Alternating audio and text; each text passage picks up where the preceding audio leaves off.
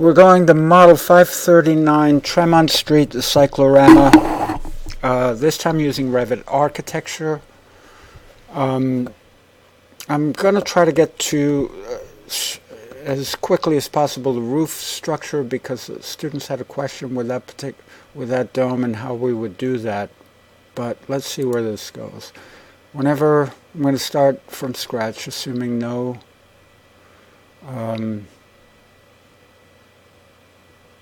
knowledge of or not having started this project. All right, so new project, we're going to use the architectural template.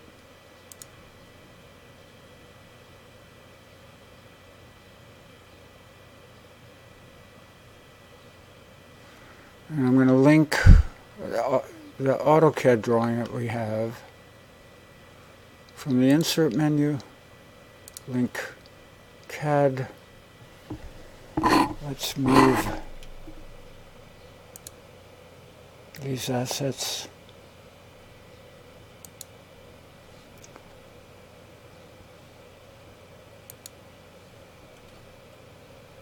to our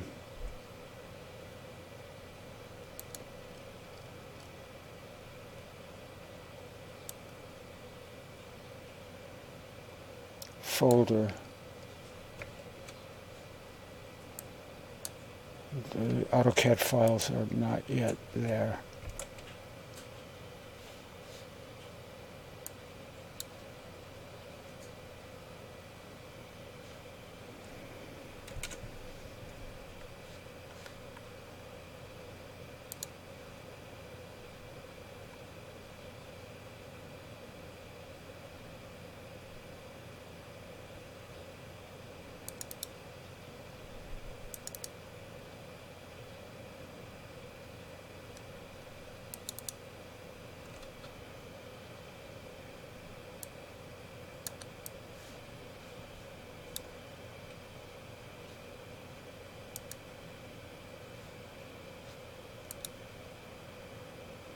So I want the plan drawing.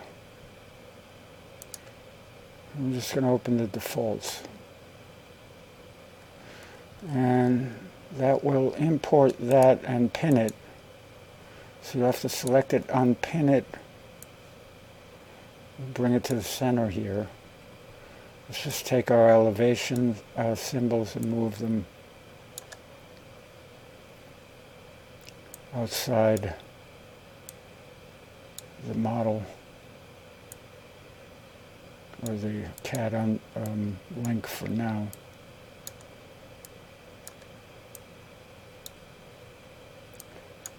So the front of this is going to be the Tremont Street side of the building. Now, when these underlays get difficult to read like this with the AutoCAD colors are interfering, you can change the visibility graphics of the imported categories by expanding all this. Let's just say we want to make it all blue for now and so I can override the color of the lines. Let's just do that provisionally for purposes of this lesson.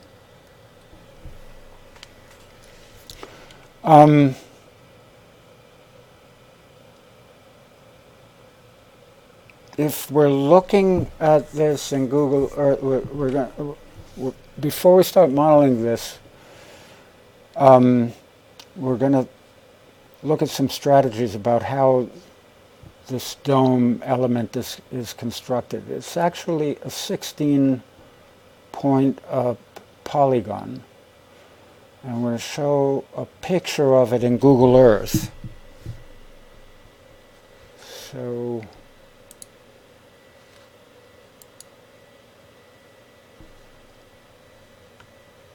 let's invoke the measure tool so that this will bring us to a plan view. So this is what we're looking at.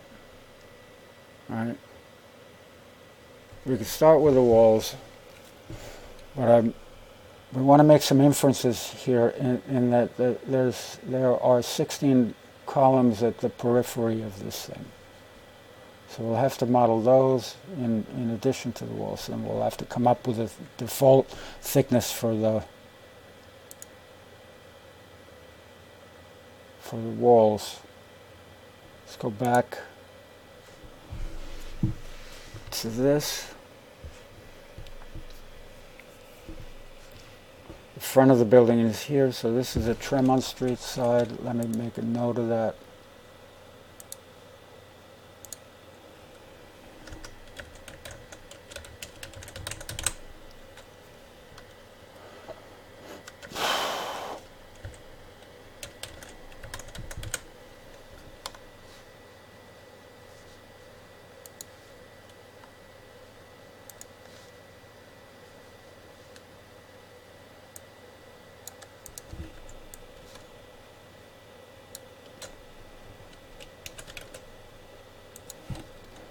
This side is Warren Avenue.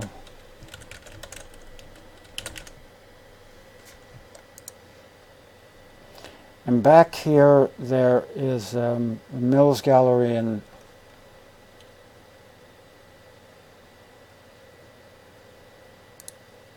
the Boston Ballet. So the Mills Gallery is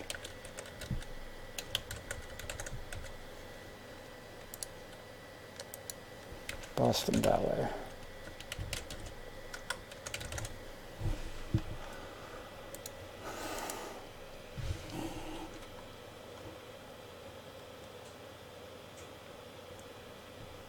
Because Revit puts default levels in place, it isn't a bad idea to start modeling with walls. So I'm going to do the perimeter. Let's see what we have for thickness. About 12 inches thick.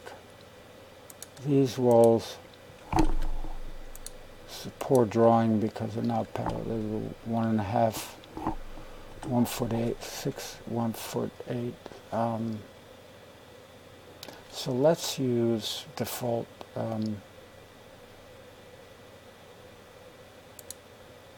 wall thickness.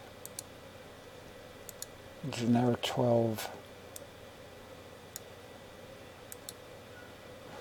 And we will use this location line finish face exterior, so go to the outside. Let's constrain to the next level. So we're drawing from level 1 to level 2. Start at this end.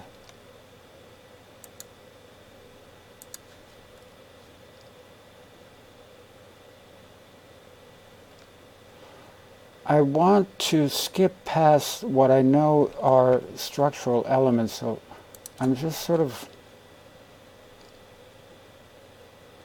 drawing to points where the walls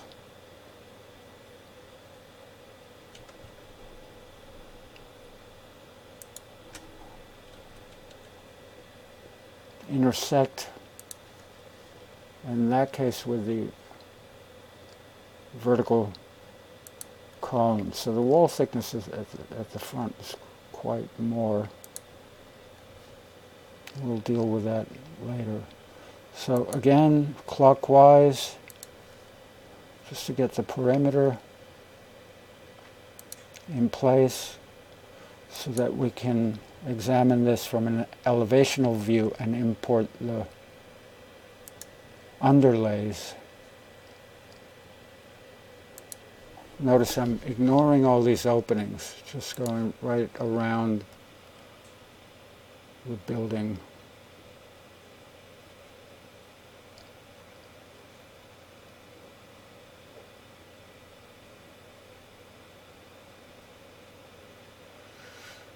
A quick 3D view.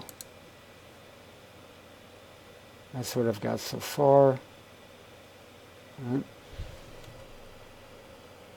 If I go to any elevation view, let's go to south elevation. Level 1 to level 2. So we have 10-foot height walls that we started to build. Site.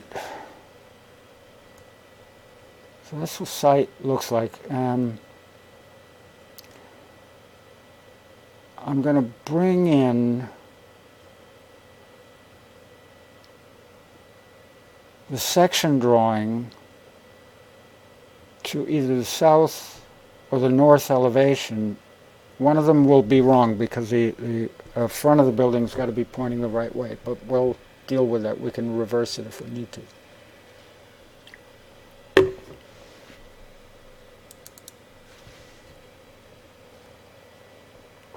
For now, let's switch to wireframe mode.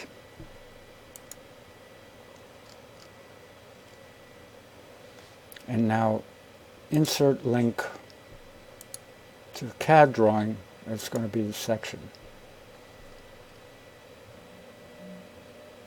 We probably wanted to do this from the north view because the front of the building appears to be to the left here.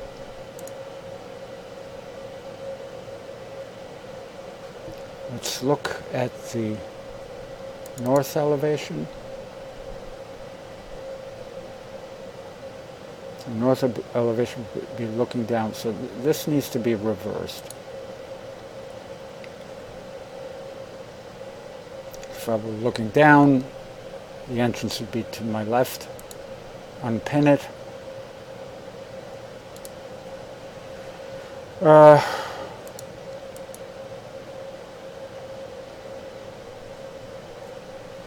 Mirror.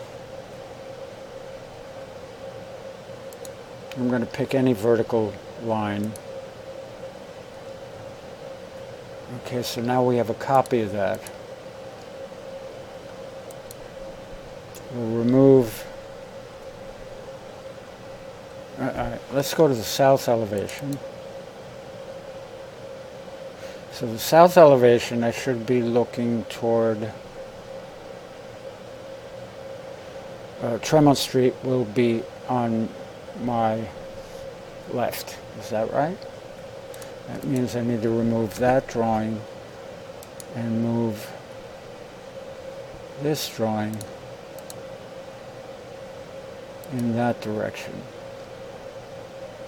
Let's go to 3D view. Again, the nice thing about vector graphics is that they appear in all the views. So yeah, there's the front of the building. So I want to align the stairs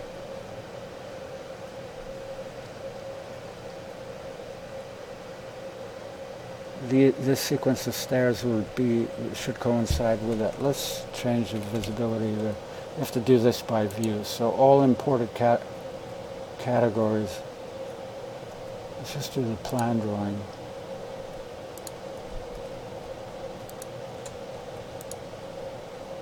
Make those blue.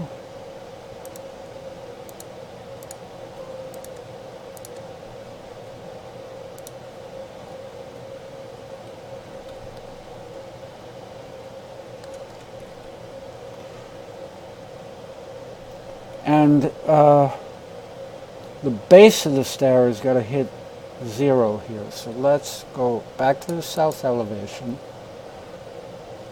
Notice we're in wireframe mode. So I'm moving this. I don't normally nudge it, but just to illustrate what it is that we need. The ground plane is about there, right? I'm sure there's a step up into the front of the building. So I'm moving so that the elevation drawing's aligned with the front wall that I've drawn. I don't have a floor slab yet, but I'm going to draw a floor slab. Level 2 appears to be conveniently at about 10 feet, and that'll be the inside of the dome. I'm going to set up a couple more elevation bullets. Right click, create similar. We'll need an elevation marker there. Level 3 will be about the window sills, or better yet, the height of the flat roof out here. And we'll need the base of the dome is about the top of these columns here. That'll be level 4. Top of these walls or something else. Glass, no glass. Right. Let's make about there the top of the roof.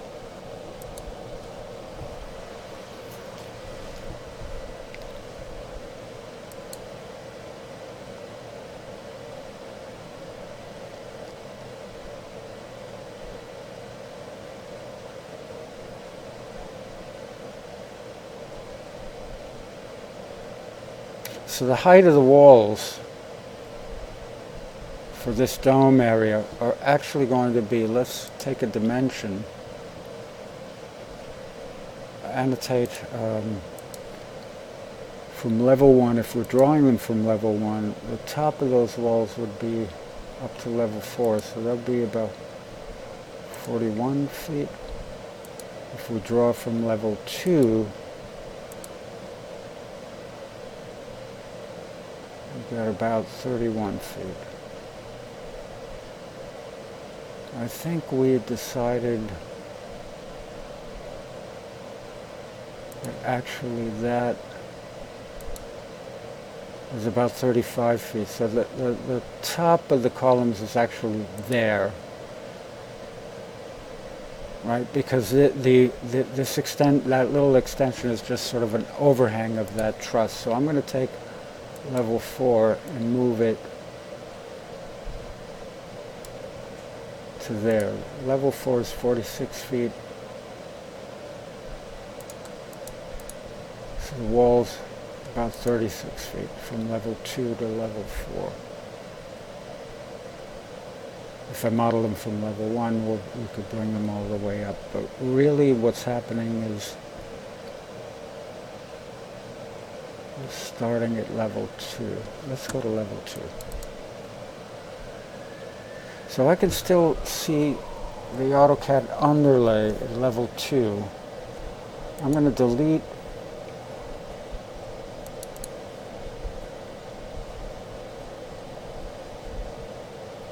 so we're using this plan as if we were looking straight at level 2. So I'm going to remove these walls and say all of this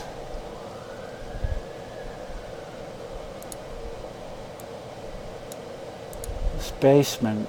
So let me go around these and make these walls, give them like a 2-foot thickness. Duplicate generic 24.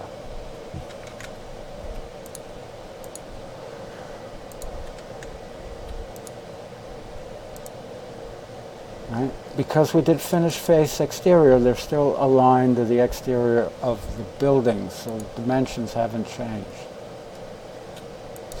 Prefer wall faces. So in that direction, 228 feet more or less. In this direction, should be about 150, 140. If I go to level 2, let's change the visibility graphics to this level. We'll make it, we'll probably take the colors and make them slightly different so we know that we're looking at level 2. So I'm going to override the color, and instead of that blue, I'm going to use this deep violet. Can always be changed. Okay, so now what I'm drawing, remember, go back. I'm drawing walls from level 2 to level 4. So we're going to have a base constraint level 2, top constraint level 4. Start drawing on level 2.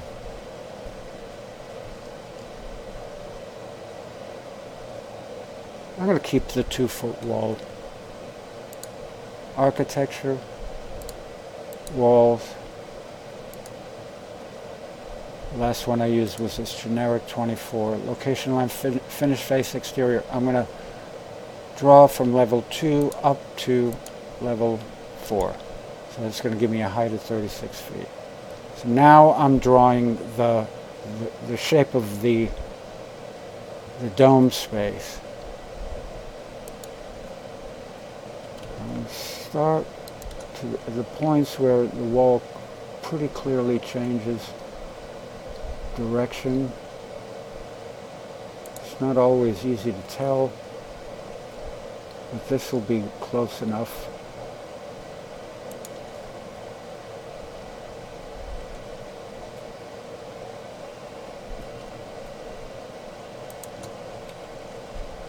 Notice I'm maintaining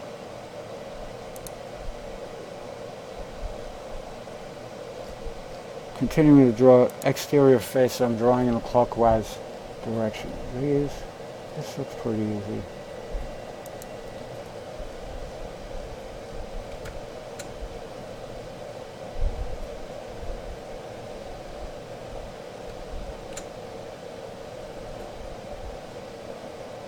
I'm picking up, it's inferring, yeah.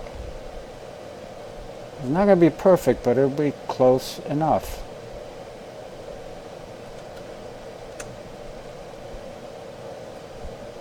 Until that changes direction.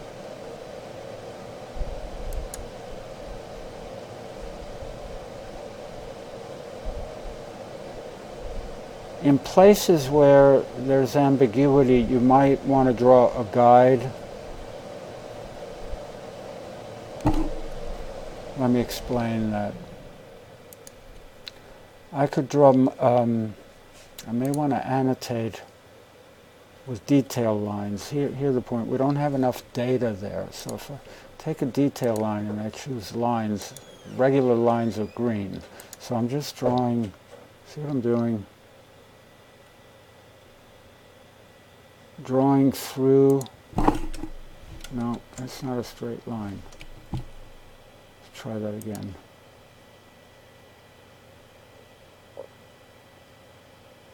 That line looks straight. See what I'm doing? It's going to help me determine the points in which the wall changes direction. These are just guides. Nope, bad one.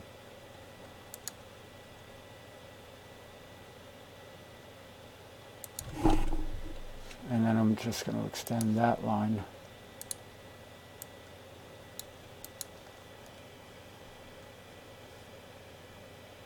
And I think I can manage, well, there's a little ambiguity there. A 45-degree line.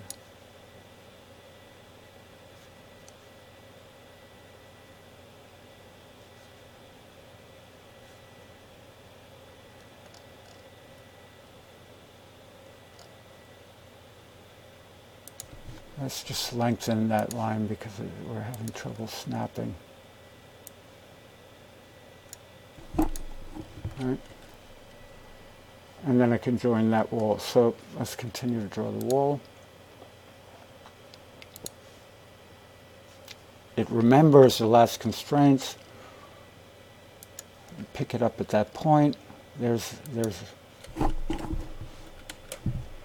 missed it. And pick it up at this point and stop where it changes direction.